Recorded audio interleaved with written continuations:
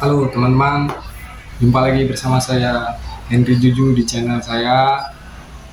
Terima kasih buat support, buat dukungannya supaya channel saya semakin berkembang lagi dan saya semakin semangat untuk membagikan sharing informasi pengalaman pribadi saya tentunya ya berkaitan dengan asam lambung sensitif psikosomatis ini teman-teman. Sebelum kita memulai atau menonton video ini, ayo kita senyum dulu. Karena mengawali segala sesuatu dengan senyum akan membuat pikiran rileks. Nah, gitu. Apapun sensasi yang teman-teman rasakan, saya juga merasakannya. Senyum dulu. Oke. Terima kasih teman-teman telah senyum.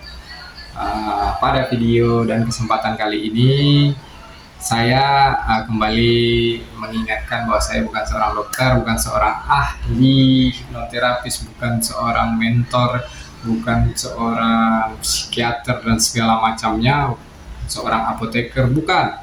Saya hanya manusia, orang awam yang pernah mengalami gangguan dari asam lambung sensitif psikosomatis. Memang tidak enak teman-teman, 1001 sensasi bermunculan di badan saya, mulai dari ujung kepala, rambut kepala atas ini sampai ujung kaki. Aduh, itu memang luar biasa sekali. Puji Tuhan sekali ya, Tuhan masih sayang ya sama kita, gitu teman-teman. Nah, memang ketika setiap sensasi muncul itu pasti ada pikiran-pikiran yang aneh teman-teman ya, karena disertai dengan anxiety kita ya, cemas yang berlebihan. Kalau informasi yang saya baca itu anxiety disordernya ya, kecemasan yang berlebihan yang ditimbulkan karena sesuatu hal mungkin karena asam lambung yang tidak sembuh-sembuh, mulai timbul kecemasan seperti itu kan. Ditambah lagi ketakutan nanti teman-teman, dengar suara burung udah takut, dengar ada yang meninggal di sekitaran lingkungan udah takut mati pula ya. Sampai mau keluar rumah saya tak berani. Teman-teman atau keluarga yang datang bertamu ke rumah atau berkunjung ke rumah, kita tidak hiraukan, kita takut ketemu. Karena apa? Karena takut nggak nyambung mau ngomong apa, fokus kita udah hilang, konsentrasi udah nggak ada kan, gitu. Itu wajar gitu kan. Saya juga kayak gitu dulu teman-teman, aneh memang ngelihat tiang listrik saya ketawa, saya ini kenapa kok aneh, dunia ini kok makin kecil, mata ini semakin mengecil, telinga semakin kayak di atas pesawat, lebih parah lagi, kayak tertutup kayak gini ya, gitu kan.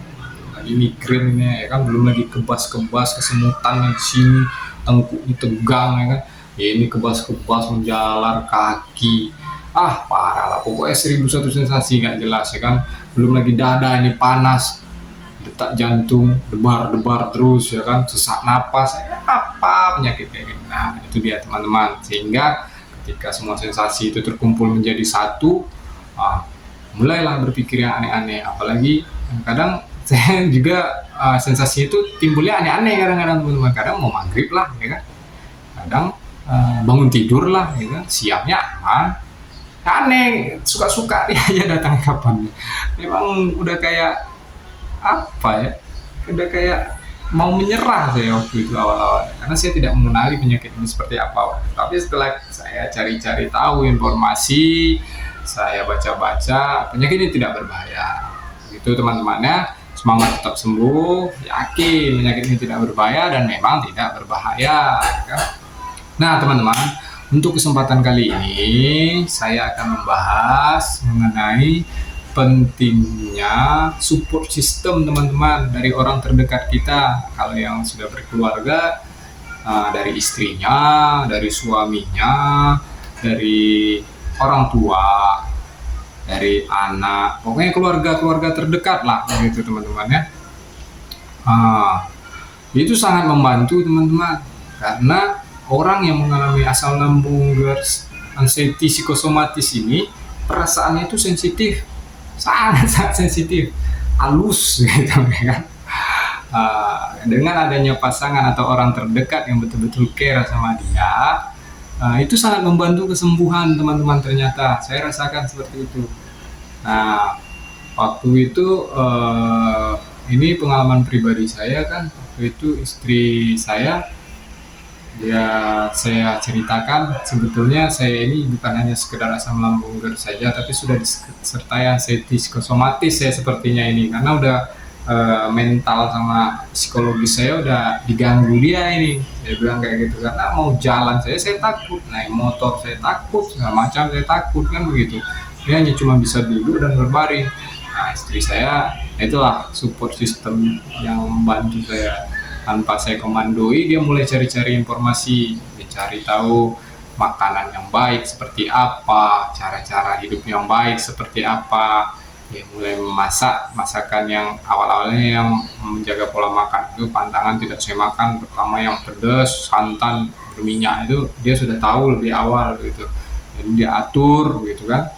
Nah, ketika diatur pola makan saya, mulailah pola hidup diatur.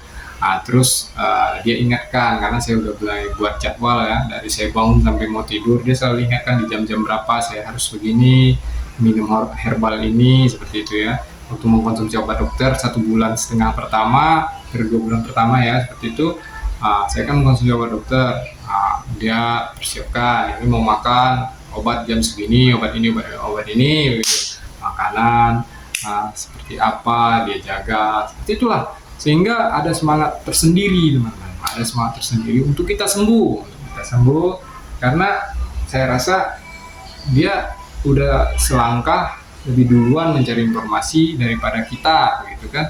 Jadi saya pun semangat, terpacu, saya ini harus sembuh begitu, saya ini harus terlepas dari ikatan penyakit ini, saya ini harus lepas dari segala sensasi yang saya rasakan ini, begitu. Nah, itulah gunanya support system. Saya bersyukur sekali. Nah, saya juga berharap kalaupun ada teman-teman yang keluarganya mengalami ataupun teman-teman menderita hal seperti ini, jelaskan saja baik-baik. Sampaikan saya baik-baik. Bisa nggak seperti ini? Kamu lebih dulu mencari tahu tentang ini.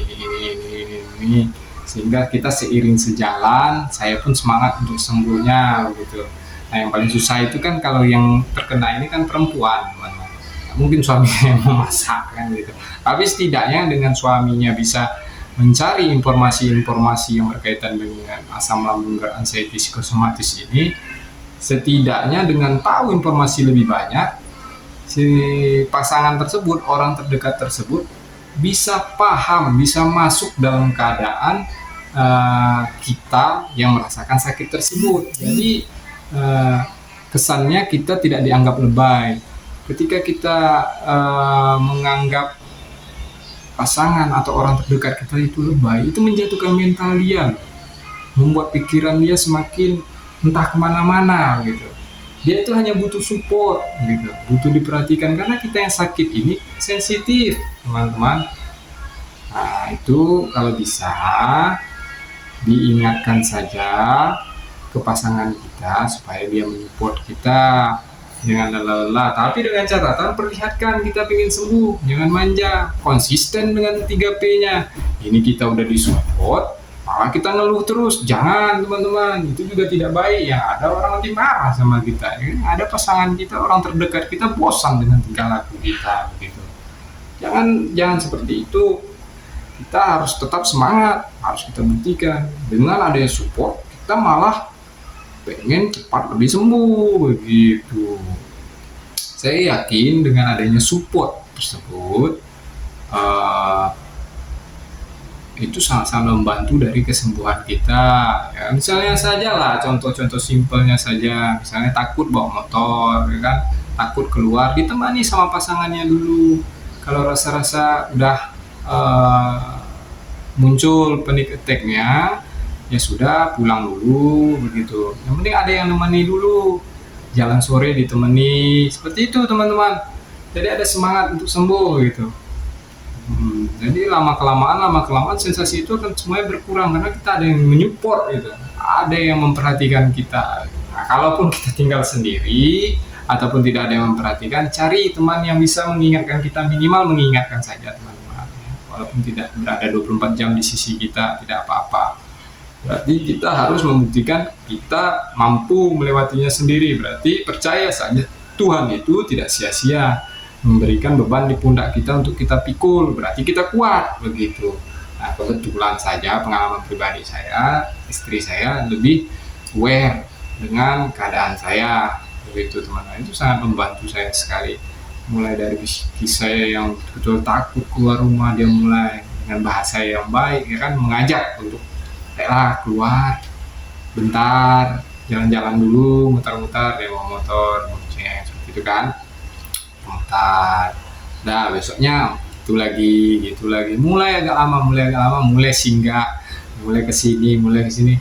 Nah lama kelamaan apa yang saya takutkan malah itu yang saya datangi gitu seperti itu. Malah itu yang saya lakukan, lama kelamaan otak saya mungkin ngerekam alam bawah sadar saya, oh ternyata tidak apa-apa. Nah, mulai ada semangat kesembuhan, ada progres yang signifikan teman-teman. Nah mulailah yang saya takutkan saya hantam saya, lama kelamaan seiring berjalannya waktu begitu teman-teman.